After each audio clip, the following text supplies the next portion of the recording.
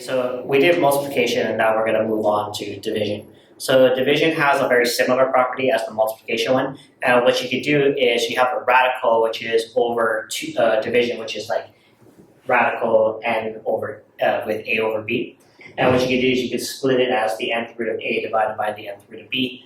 The restrictions is now both of them have to be positive. A can be 0, b cannot. So what it does, right, is it allows us to take the nth root of one part or the top or the bottom separately, or put it into a single fraction and then evaluate the inside first and then simplify. So we have a problem like this where we want to try to simplify it as much as possible. So you see here, we could actually take the square root of this part over here, but it might be easier to just write it as a single square root.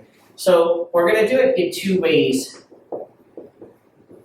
kind of like what we did in the multiplication. And what I'm going to do is I'm going to write it as a single square root first.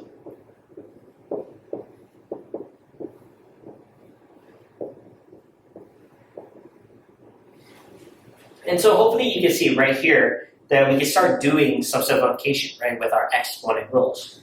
So 54 divided by 3, can we do that? 54 is going to be 227. 9 and 3. So it's going to be 18 and 3. So this is going to be 18 times 3, a to the 7th, b to the 11th, 3a to the minus 4, b to the minus 2. So these cancel. And then a to the 7th minus negative 4. It's going to be a7 minus negative 4, and then similarly for the b to the 11th minus negative 2.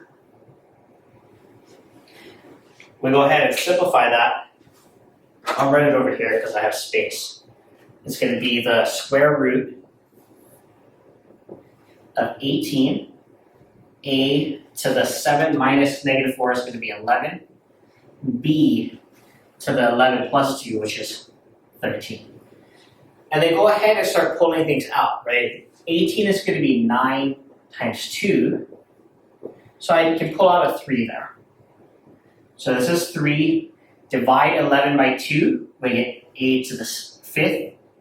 And then divide this by 2, you get b to the 6th. What was left over here is going to be the 2. What was left over here when we divided it by 2 was 1. So a to the 1st. And similarly with b to the 1st. Now you don't need the 1 powers, right? You can get rid of those. But this is going to be the simplified version of that radical expression. Now, we can do the exact same thing, right, with the exponent version.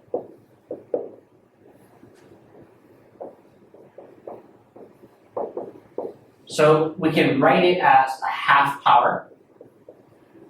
This is going to be exponent.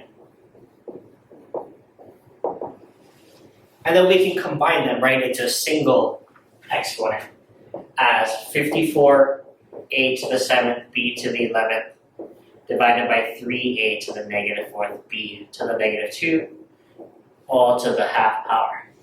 And just from there, I hope you can see that the inside here is the same as that one. So it'll simplify down to the one on the bottom, which is 18 a to the 11th, b to the 13th, all raised to the half exponent. And then do the distribution of the half power, and then you'll get the answer, which is on the bottom left. Either way is fine. It really depends on the way that the problem is asked, right? If it asks you to solve by using radicals or solve using rational exponents, then you would do it this way.